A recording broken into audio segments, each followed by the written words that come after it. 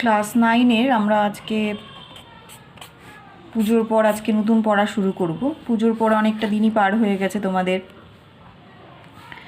আশা করি সবাই পুজোর মধ্যে সুস্থ আছো, সাবধানে আছো, বাড়িতে খুব সুন্দর করে পড়াশোনা করেছো। তো আজকে আমরা শুরু করব নতুন চ্যাপ্টার শব্দ। তোমাদের হয়তো শব্দ চ্যাপ্টারটা সবারই শেষ হয়ে গেছে, এখন রিভিশন চলছে, নতুন কোশ্চেন ব্যাংক সলভ চলছে, আর সবাই বাড়িতে বসে বসে টেনশন করছো যে কীভাবে পরীক্ষা হবে আর কিভাবে আমরা নতুন ক্লাসে উঠব। যাই হোক, তো তোমাদের স্কুলের পরীক্ষা পদ্ধতি সম্পর্কে এখনও কোনো ইনস্ট্রাকশন আমাদের কাছে আসেনি। যখনই যেইমাত্র পরীক্ষা পদ্ধতি সম্পর্কে কোনো ইনস্ট্রাকশন আসবে আমরা কিন্তু সেই মুহূর্তে তোমাদেরকে গ্রুপে জানিয়ে দেব। তো সবাই এই চ্যাপ্টারটা পড়া হয়েই গেছে, তাও আমি পড়াচ্ছি এই কারণে যে আবার পড়লে তোমাদের একটু রিভিশন হবে। তো আর কিছু না বলে শুরু করছি শব্দই যে আমি কথা বলছি, তাহলে আমি যদি তোমাদেরকে বলি যে আমি কি করছি, আমার কথা বলাটা কি, তাহলে তোমরা বলবে যে আমি মুখ দিয়ে শব্দ উচ্চারণ করছি, এবং সেই শব্দটা তোমাদের কানে গিয়ে একটা অনুভূতির সৃষ্টি করছে এবং মাথা তোমাদের বলছে যে এই কথাগুলো আমি তোমাদেরকে বলছি, তাই না? আমি যদি মুখটা বন্ধ করে রাখি, কোনো কিছু উচ্চারণ না করি, তাহলে কিন্তু কোনো শব্দ হবে না। তাহলে যে কোনো কিছু আওয়াজ হতে গেলে আমাদের কি করতে হবে? আওয়াজ হতে গেলে কিন্তু কোনো জিনিসকে যেটা সব থেকে দরকার সেটা হচ্ছে কম্পন। আমি যখন কথা বলছি তখন আমাদের স্বরযন্ত্রের মধ্যে যেটা হচ্ছে সেটা হচ্ছে কম্পন। বা তুমি আরও সহজেই এই উদাহরণটা দেখতে পারবে, দেখবে যখন স্কুলের যে ঘন্টাটা বাজে, পিরিয়ড শেষ হয়ে যখন ঘন্টাটা বাজে, কেউ লক্ষ্য করনি হয়তো, কারণ সবাই তখন ক্লাসরুমে থাকো। তো বা বাড়িতে যখন পুজো হয় তখন কাঁসর ঘণ্টাটা বাজে, তখন দেখবে যখন কাঁসরটার মধ্যে লাঠিতে মারা হয়, সবাই দেখেছো যেরকম একটা গোল কাঁসর থাকে, তার মধ্যে আমাদেরকে কি করতে হয়, এরকম লাঠি দিয়ে একটা আঘাত করতে হয়। যখনই আঘাত করা হয় তখন এই কাঁসরটা কি হয়, কাঁসরটা কিন্তু কাঁপতে থাকে। এবার আমরা বড়রা কি বলে যে এরকম যে সুতো ঝোলানো আছে সেই সুতোর মধ্যে হাত দিয়ে ধর, কোনো সময় এই কাঁসরের মধ্যে হাত দিয়ে ধরিস না, তাহলে ভালো শব্দ হবে না, ভালো আওয়াজ হবে না। তার কারণ কি, যখনই এখানে তুমি ধরছো তখন এই যে কম্পনটা হচ্ছে ওটা ফ্রিভাবে কম্পন হচ্ছে, এবং যখনই তুমি এটার মধ্যে হাত দিয়ে দেবে, যখন এটাকে টাচ করবে, তুমি হাত দিয়ে টাচ করবে, তখনই কিন্তু এর কম্পনটা অনেকটা হলেও থেমে যাবে বা কমে যাবে, তখনই কিন্তু শব্দের মানটা পাল্টে যাবে। তো যে কোনো জিনিস যেটা শব্দ উৎপন্ন করছে, সেই শব্দ উৎপন্ন করার পেছনে তার যে মূল ভূমিকা সেটা হচ্ছে সেই বস্তুটার কম্পন। ঠিক আছে? কম্পন না হলে কিন্তু কোনো শব্দ উৎপন্ন হবে না। এটার আরও একটা উদাহরণ, যেটা ল্যাবরেটরিতে বা স্কুলে থাকলে হয়তো করে দেখানো যেত, সেটা হচ্ছে আমি তো যেটা বললাম বাড়িতে তোমরা এটা দেখতে পারো, বা থালের মধ্যে তোমরা আরও একটা কাজ করতে পারো। এরকম একটা কাঁসার থাল নিলে ওর মধ্যে ছোটো ছোটো এরকম কাগজের টুকরো এরকমভাবে ফেলে দিলে, এবার এই থালটাকে খুব জোরে আঘাত করলে কিছু দিয়ে, তাহলে থালটা আওয়াজ করবে। যখনই এটা আওয়াজ করবে তখন দেখবে যে এই কাগজের টুকরোগুলো কিন্তু এরকম করে লাফিয়ে উঠলো। তাহলে লাফিয়ে উঠলো কেন? এই যে থালাটা কাঁপছে সেই কম্পনটা কিন্তু এই কাগজের টুকরোর মধ্যে সঞ্চালিত হচ্ছে এবং কাগজের টুকরোগুলো কিন্তু লাফিয়ে উঠছে। তো এটা বাড়িতে হাতে কলমে করতে পারো। আর একটা যেটা আমরা ল্যাবরেটরিতে দেখাই সেটা হচ্ছে এই যে জিনিসটা, এটা হচ্ছে বলে সুরশলাকা। ঠিক আছে? এটাকে বলে হচ্ছে সুরশলাকা। তো সুরশলাকার এরকম দুটো বাহু আছে। এখানে কি করা হয়, এখানে এই সুরশলাকে টাচ করে একটা লোহার বল এরকমভাবে, শোলার বল এরকমভাবে ঝুলিয়ে দেওয়া হয় টাচ করে। হ্যাঁ, এবার এই সুরশলাটাকে একটা রাবারের হাতুড়ি দিয়ে এটাকে কী করা হয়, সুরশলাকাটাকে এখানে আঘাত করা হয়। যখনই এই রাবারের হাতুড়ি দিয়ে সুরশলাকার বাহুতে আঘাত করা হবে তখনই দেখা যাবে কি যে শোলার যে বলটা ছিল সেটা কিন্তু এরকমভাবে দূরে সরে গেল। তার কারণ কি, সুরশলাকাটা কাঁপছে, সেই কাঁপার জন্য কি হচ্ছে, এই কম্পনটা কী হচ্ছে, শোলার বলকে ধাক্কা মারছে, শোলার বলটা কিন্তু এরকমভাবে দূরে চলে যাচ্ছে। বা আরও দেখতে পারো কোনো বাটির মধ্যে কিছুটা জল নিলে, ঠিক আছে, এবার বাটিটাকে যদি খুব জোরে কিছু দিয়ে আঘাত করো, তাহলে দেখবে কিন্তু বাটির যে জলটা সেটা কি হচ্ছে, এরকমভাবে আন্দোলিত হচ্ছে, কেঁপে উঠছে। তার কারণ কি, যখন তুমি বাটিতে আঘাত করছো তাহলে বাটির ধাতুটা কাঁপছে, সেই কম্পনটাই কি হচ্ছে, এই জলের মধ্যে সঞ্চারিত হচ্ছে। তো এগুলো হচ্ছে আমাদের কিছু উদাহরণ বোঝার জন্য। শব্দ কম্পনের ফলেই সৃষ্টি হয়। তুমি যখনই সুশলাকার বাহুটাকে চেপে ধরবে তখনই কিন্তু আওয়াজ করাও বন্ধ হয়ে যাবে এবং শোলার বলটাও স্থির হয়ে যাবে। এবার আমরা জানি যে শব্দের নেচারটা কীরকম, শব্দ আসলে কি, শব্দ আসলে তরঙ্গ কি, শক্তি কি, এর অন্য কোনো বৈশিষ্ট্য আছে, সেটা আমরা দেখব। শব্দ হচ্ছে এক প্রকার শক্তি। এবার আমি বলে দিলাম বলেই তোমাকে যে মেনে নিতে হবে তার কোনো ব্যাপার নেই, তাই না? আমি বললাম শব্দ শক্তি, তুমি কি মেনে নেবে? তুমি তো বিজ্ঞানের স্টুডেন্ট, অবশ্যই তুমি ভাববে যে শব্দ যদি শক্তি হয় তাহলে প্রমাণটা কি শব্দ একটা শক্তি। দেখ, খুব জোরে তোমরা সবাই দেখবে টিনটিনের একটা সিনেমা হয়েছিল, সেই সিনেমাটা নিশ্চয়ই সবাই দেখেছো। ওখানে একটা সিন ছিল যেখানে একজন মহিলা খুব জোরে চিৎকার করে গান করছিল, আর একটা কাঁচের বাক্সর মধ্যে একটা জাহাজ রাখা ছিল যার মধ্যে একটা ক্লু ছিল সম্ভবত। তো খুব জোরে যখন গান করছিল তখন কী হলো, প্রচণ্ড আওয়াজ করে সমস্ত দিকের কাঁচগুলো, এমনকি ওই কাঁচের বক্সটা যেটার মধ্যে জাহাজ ছিল সেটাও ভেঙে গেছিলো। তাহলে যখন গান করছিল না তখন কিন্তু কিচ্ছু হয়নি, কিন্তু যখন খুব তীব্র স্বরে গান শুরু করলো তখন কিন্তু চারিদিকে কাঁচগুলো ভেঙে গেল। তাহলে কাঁচগুলোকে ভাঙার পেছনে যে কারণটা সেটা হচ্ছে কি, তার গান, অর্থাৎ তার গানের যে আওয়াজ, তাই না? তাহলে আওয়াজের মধ্যে তুমি একটা কাঁচের জিনিসকে এমনি ভেঙে দিতে পারবে? তোমাকে কি করতে হবে? তোমাকে হাত দিয়ে এরকম করে বাড়ি মারতে হবে, অর্থাৎ তোমাকে এরকম করে শক্তি প্রয়োগ করতে হবে। কিন্তু তুমি ওখানে কোনো শক্তিই প্রয়োগ করলে না, কিন্তু কাঁচটা ভেঙে গেল। তার কারণটা কি? অবশ্যই কোনো শক্তি এসে সেই কাঁচটাকে আঘাত করলো, তাই না? কোনো শক্তি যদি এসে সেই কাঁচটাকে আঘাত না করতো তাহলে কি হতো না, তাহলে কিন্তু সেই কাঁচটা ভাঙতো না। এক্ষেত্রে পারিপার্শ্বিক কেউ বাড়ি মারেনি, কিচ্ছু করেনি, শুধু যেটা হয়েছে সেটা হচ্ছে আওয়াজ হয়েছে বা তোমার শব্দ হয়েছে, আওয়াজ বা শব্দ হয়েছে। তাহলে অবশ্যই শব্দের মধ্যে কি আছে? শব্দের মধ্যে শক্তি আছে, যে শক্তিটা কী করলো, এই কাজটাকে ভেঙে ফেললো। মানে আমরা এই ঘটনাগুলো, ছোটো ছোটো ঘটনাগুলো দিয়েই কিন্তু বুঝতে পারি যে শব্দ এক রকমের শক্তি। আর যদি শক্তি না হতো তাহলে কিন্তু শব্দটা এক জায়গা থেকে অন্য জায়গায় যেতেও পারতো না। তুমি ধরো ব্রেঞ্চের মধ্যে এরকম সবাই পরপর এরকম, আমি এদেরকে স্টুডেন্টই ধরে নিলাম, এরা সবাই বেঞ্চে বসে আছে, যদিও আমি এদেরকে মানুষ বলছি, এরা কিন্তু মানুষ না। এবার যদি খুব জোরে এখানে কেউ ধাক্কা মারে, তাই না, তাহলে কি হবে, এ একটু সরে যাবে, একটু সরে যাবে, একটু সরে যাবে, এ হেলে যাবে। এ কী হবে, এরকমভাবে এ হেলে যাবে, তাই তো? তাহলে আমি যদি এখানে ধাক্কা না মারি তাহলে কি এরা হেলতো? এরা সবাই যে যা জায়গায় ছিল সেই জায়গাতেই বসে থাকতো। আমি এখানে ধাক্কা মারছি, তার মানে আমি এখানে কি প্রয়োগ করছি, আমি এখানে শক্তি প্রয়োগ করছি। একই রকমভাবে তাহলে শব্দ যদি শক্তি না হতো তাহলে কিন্তু এই যে বায়ুমণ্ডলের মধ্যে দিয়ে কী আছে, বায়ু বিভিন্ন স্তর আছে।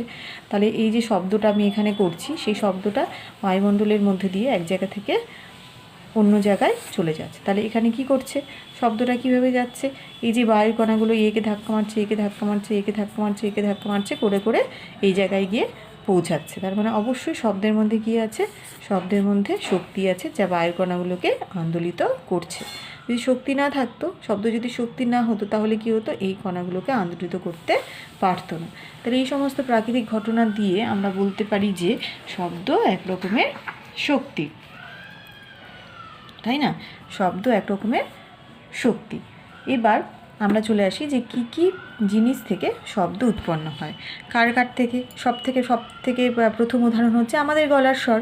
আমরা তো নিজেদের গলা দিয়েই শব্দ বার করি, তাই না? তাহলে আমাদের যে স্বরযন্ত্র আছে সেই স্বরযন্ত্রের মধ্যে কী আছে, স্বরতন্ত্রী আছে। আমাদের গলার মধ্যে কী আছে, শ্বাসনালী, সেই শ্বাসনালীর মধ্যে আছে হচ্ছে স্বরযন্ত্র। সেই স্বরযন্ত্রের মধ্যে কি আছে, সেই স্বরযন্ত্রের মধ্যে আছে হচ্ছে স্বরতন্ত্রী। সেই স্বরতন্ত্রীটা কি হয়, সেই স্বরতন্ত্রীর কম্পন হয়, সেই স্বরতন্ত্রীর কম্পনের ফলেই কিন্তু আমাদের শব্দ উৎপন্ন হয়। এছাড়া আর কী কী শব্দ উৎপন্ন করে, অনেক কিছু উদাহরণ দিতে পারবে। যেমন যদি বাদ্যযন্ত্রের মধ্যে আসি তাহলে বাঁশি, হারমোনিয়াম, গিটার, তবলা, ভায়োলিন এগুলো। তাছাড়া গাড়ির চারিদিকে হর্ন বাজছে, তাই না, স্কুলের বেল বাজছে, সাইকেলের বেল বাজছে, এরকম প্রচুর রকমের উদাহরণ তোমাদের সামনে আছে যেগুলো কম্পনের ফলে শব্দ উৎপন্ন হচ্ছে। ঠিক আছে। এবার দেখো আমাদের যে গলার আওয়াজ, সেই আওয়াজটাকে কিন্তু আমি কি করি, সেই আওয়াজটাকে কীভাবে উৎপন্ন হচ্ছে, বায়ুটা যাচ্ছে এবং সেই বায়ুটা কি হচ্ছে, কম্পিত হচ্ছে, হয়ে বিভিন্ন রকম শব্দ উৎপন্ন হচ্ছে। এবার বায়ু পরিমাণ আমি কমিয়ে বাড়িয়ে গলার স্বরতন্ত্রীর কম্পনটাকে পাল্টে পাল্টে আমি কিন্তু গলা দিয়ে অনেক রকমের আওয়াজ বার করতে পারি, তাই না? তুমি মোটা গলায় হেরে গলায়ও চিৎকার করতে পারো, তুমি সরু গলা করে বাচ্চাদের মধ্যেও কথা বলতে পারো, বা তুমি নর্মাল গলাতেও কথা বলতে পারো। তার মানে তুমি এখানে কি করছো, তোমার স্বরতন্ত্রীর কম্পনটাকে তুমি চেঞ্জ করছো। তা এইগুলো গেল আমাদের শব্দ সম্পর্কিত কিছু আলোচনা।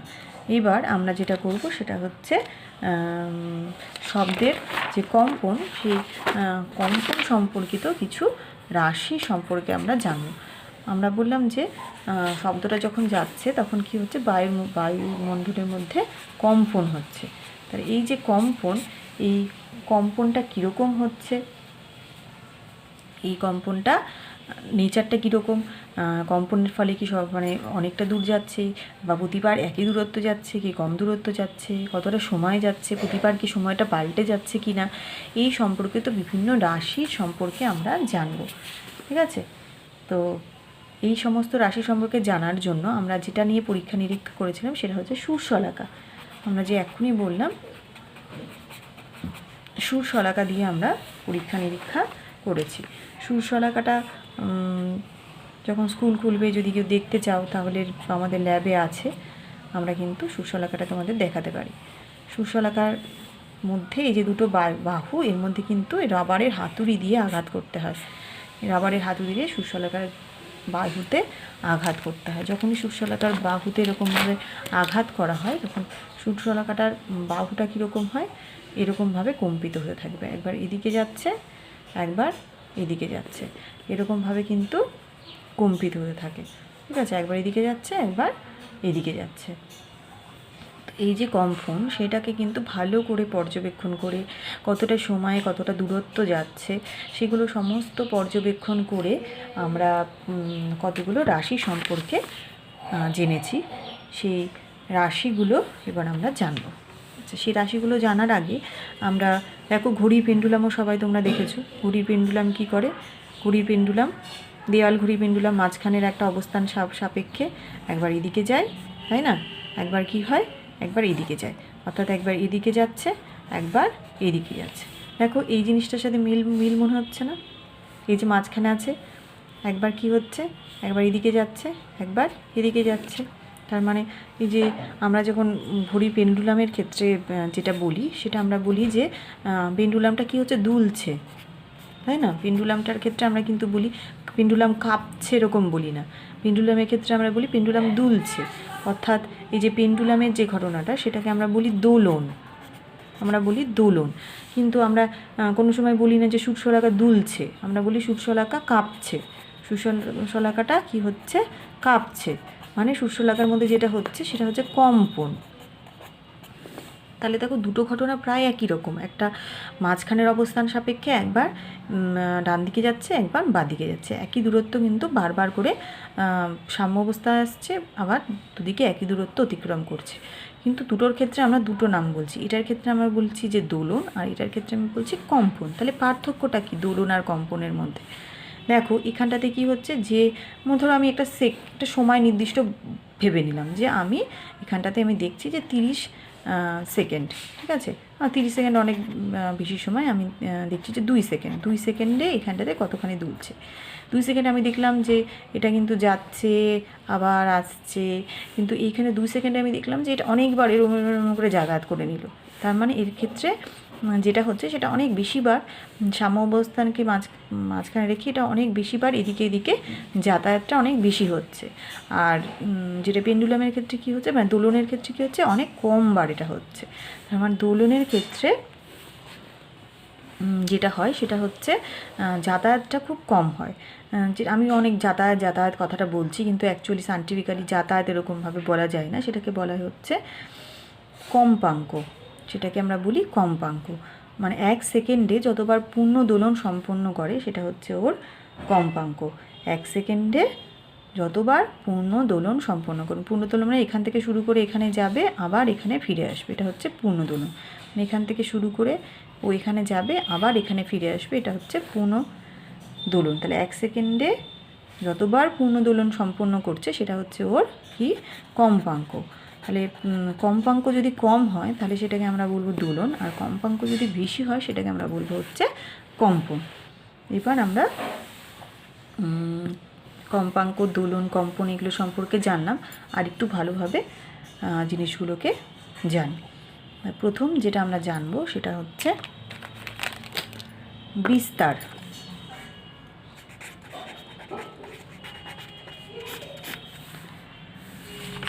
বিস্তারটা কি? তাহলে আমরা দেখলাম যে কোনো কণা একটা মাঝখানে অবস্থান সাপেক্ষে একবার এদিকে যাচ্ছে, আবার ঘুরে এসে এখানে যাচ্ছে, তাই তো? মানে এখান থেকে শুরু করছে, এটাকে মাঝখানে অবস্থান রেখে এই প্রান্ত থেকে বি প্রান্তে যাচ্ছে, আবার বি প্রান্ত থেকে এই প্রান্তে ফিরে আসছে। তাহলে এই প্রান্ত থেকে বিতে গিয়ে আবার এতে ফিরে আসা, এটাই হচ্ছে দোলন বা কম্পন। এটাকে আমরা বলি হচ্ছে দোলন বা কম্পন।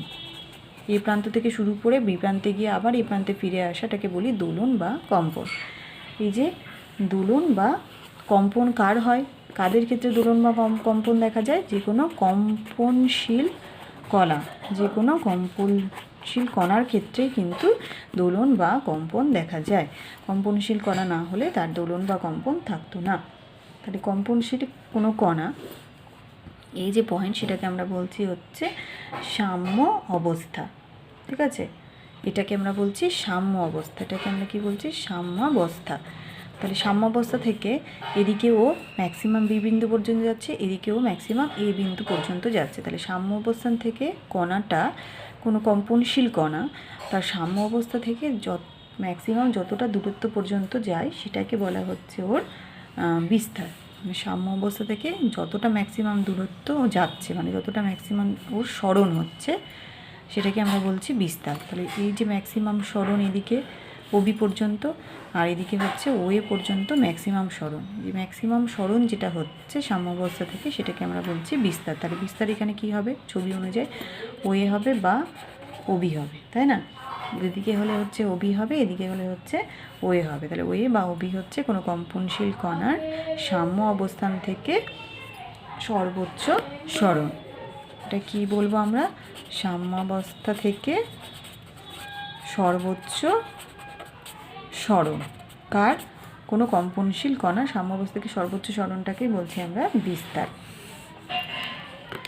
এবার আমরা অন্য আর একটা টার্ম পড়ব, সেটাকে আমরা বলছি পর্যায়কাল।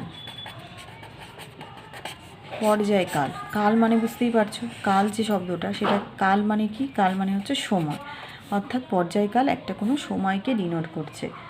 তাহলে কিসের সময় ডিনোট করছে এটা? এই যে কণাটা কি করছে, এই বিন্দু থেকে শুরু করে বি বিন্দুতে গিয়ে আবার এতে ফিরে আসলো, তার মানে একটা পূর্ণ দোলন সম্পন্ন করলো। এই যে পূর্ণ দোলনটা এ থেকে বিতে গেল, আবার এতে ফিরে আসলো, এটা তোর কিছুটা সময় লাগলো। এই যে সময়, সেই সময়টাকেই আমি বলছি পর্যায়কাল। তাহলে পর্যায়কাল আমরা কাকে বলবো? একটা পূর্ণ দোলন সম্পন্ন করতে কোনো কম্পনশীল কণা, তাহলে এটা কি করছে? কতবার পূর্ণ দোলনটা সম্পন্ন করছে? একবারই কিন্তু যাচ্ছে, একবার এ থেকে শুরু করে বিতে যাচ্ছে, আবার ফিরতে আসছে, মানে একটা পূর্ণ দোলন সম্পন্ন করছে, তাই না? একটি পূর্ণ দোলন সম্পন্ন করতে যে সময় নেয় তাকে কি বলে? তাকে বলে হচ্ছে পর্যায়কাল। পর্যায়কালটাকে কী দিয়ে প্রকাশ করা হয়? ক্যাপিটাল টি দিয়ে কিন্তু প্রকাশ করা হয়। পর্যায়কালটাকে ক্যাপিটাল টি দিয়ে প্রকাশ করা হয়। ধরো এখান থেকে এটা গেল আর আসলো, আমি বললাম যে এখান থেকে এ থেকে শুরু করে ও বিন্দু টপকে বিতে গেল, আবার কী করলো? আবার বি থেকে এতে ফিরে আসলো, এতে ওর সময় লাগলো 1 সেকেন্ড সময়। 1 সেকেন্ড সময় লাগলো, তাহলে একবার পুনর্দোলন করতে ওর লাগলো 1 সেকেন্ড সময়। তার মানে 1 সেকেন্ড সময়টাই হচ্ছে ওর পর্যায়কাল। ঠিক আছে, এবার আমরা চলে আসছি কম্পাঙ্ক।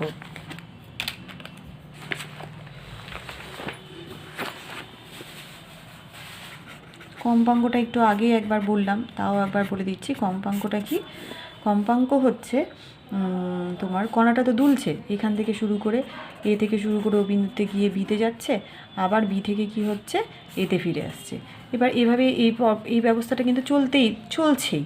আমি যতক্ষণ এটাকে হাত দিয়ে থামিয়ে দিচ্ছি এটা কিন্তু চলছেই, এই কাপ মানে কেঁপেই যাচ্ছে। এবার আমি ধরলাম আমি 1 সেকেন্ড সময় ধরে আমি কতবার কাঁপছে সেটা নোটিস করলাম। কাঁপা মানে হচ্ছে পূর্ণ দোলন। কাঁপা বলতে এখানে কি আমরা করছি, পূর্ণ দোলন। এখান থেকে গিয়ে আবার এখানে ফিরে আসা। তাহলে 1 সেকেন্ডে ও যতবার পূর্ণ দোলন সম্পন্ন করছে তাকেই বলছি আমরা ওর কম্পাঙ্ক। ঠিক আছে, 1 সেকেন্ডে যতবার পূর্ণদোলন সম্পন্ন করছে তাকে আমি বলছি কম্পাঙ্ক। যদি 1 সেকেন্ড সময়ে ও 20 বার পূর্ণদোলন করে, 20 বার ওর পূর্ণদোলন হয়, তাহলে ওর কম্পাঙ্ক কত হবে? ওর কম্পাঙ্ক হবে 20 হার্জ।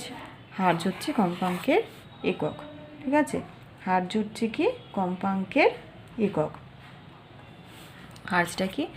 এই জেড হার্জটা হচ্ছে কম্পাঙ্কের একক। এবার কম্পাঙ্কটাকে যেটা দিয়ে ডিনোট করা হয় সেটা হচ্ছে ছোটো হাতের এন।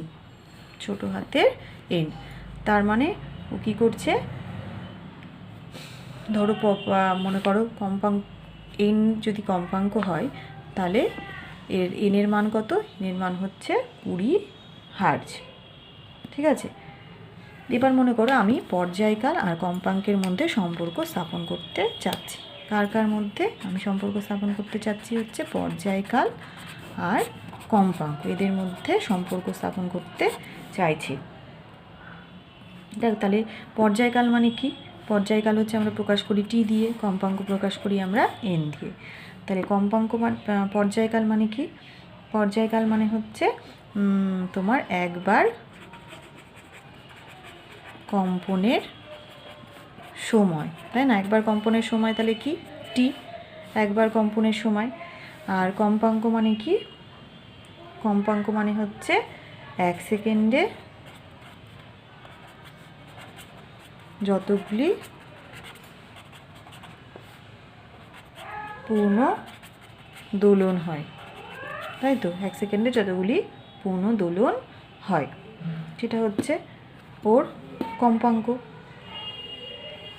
তাহলে তোমার টি সেকেন্ডে হচ্ছে একবার, তাই না? তাহলে টি সেকেন্ডে কম্পন হয় কতবার? পূর্ণদোলন হয় কতবার?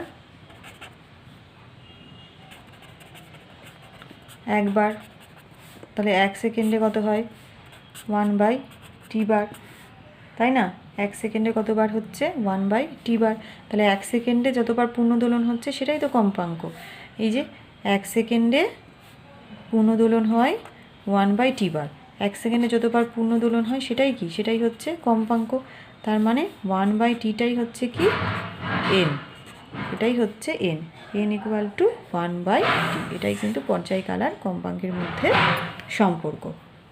বুঝতে পারলে? তো এটা সংজ্ঞাগুলো, ছোট ছোট সম্পর্কগুলো তাহলে তৈরি করে রাখবে। এবার আমরা পরের টপিকে আসছি, সেটা হচ্ছে শব্দ কিভাবে বিস্তার লাভ করে বা শব্দ বিস্তার লাভের জন্য আমাদের কি প্রয়োজন।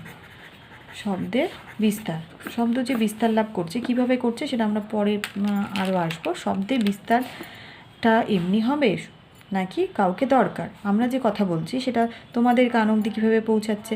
আমার আর তোমার মাঝখানে কি আছে? ধরো এখানে টিচার আছে আর এখানটাতে সব স্টুডেন্টরা বসে আছে। তাহলে এখানে এই যে দুটোর মাঝখানে কি আছে? এর দুটোর মাঝখানে আছে বায়ু মাধ্যম, তাই না? বা তুমি একটা টেবিলের উপরে একটা থালা রেখে আওয়াজ করলে, এখানে কেউ কান পেতে আছে, দেখবে আওয়াজটা শোনা যাচ্ছে। বা ধরো জলের তলে কোনো কিছু আওয়াজ করলে, তো জলের মধ্যে যদি অন্য কেউ একজন ডুব দিয়ে থাকে তাহলে সেও কিন্তু এই আওয়াজটা শুনতে পাবে। অর্থাৎ বায়ু মাধ্যম বলো, কঠিন মাধ্যম বলো বা তোমার তরল মাধ্যম বলো, এই প্রত্যেকটা মাধ্যমের মধ্যে দিয়ে শব্দ আমরা শুনতে পাচ্ছি। মানে শব্দ কি করতে পারছে? যাতায়াত করতে পারে।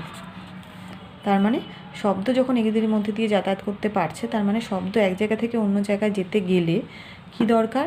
মাধ্যমের দরকার, তাই না? শব্দ এক জায়গা থেকে অন্য জায়গায় যাচ্ছে, এই উদাহরণগুলো আমরা দেখলাম। এই জায়গায় আমরা শুনতে পাচ্ছি, এই জায়গাতে আমরা শুনতে পাই, এই জায়গাতে আমরা শুনতে পাই। তার মানে এদের মধ্যে দিয়ে শব্দটা এক জায়গা থেকে এক জায়গায় যেতে পারে। তার মানে শব্দটা এদের মধ্যে দিয়ে যখন এক জায়গা থেকে অন্য জায়গায় যেতে পারে, তাহলে অবশ্যই মাধ্যমটা দরকার। মাধ্যম কণাগুলো এক জায়গা থেকে অন্য জায়গায় শব্দ শক্তিকে বহন করে নিয়ে যাচ্ছে। এবার আমরা দেখব যে এগুলো যদি না থাকে তাহলে কি শব্দ যেতে পারবে? মানে বায়ু মাধ্যম, মানে কঠিন, তরল বা গ্যাসীয় মাধ্যম, এদের মধ্যে দিয়ে গ্যাসীয় হোক, তরল হোক বা কঠিন হোক, এদের মধ্যে কিন্তু শব্দ কী করছে? শব্দ বিস্তার লাভ, শব্দ যেতে পারছে, মানে শব্দ বিস্তার লাভ করে। কিভাবে করে সেটা আমরা পরে আসছি। আর এবার আমরা দেখব যে এই মাধ্যমগুলো যদি না থাকতো তাহলে কি শব্দ বিস্তার লাভ করতো? তার জন্য আমরা একটা পরীক্ষা করব।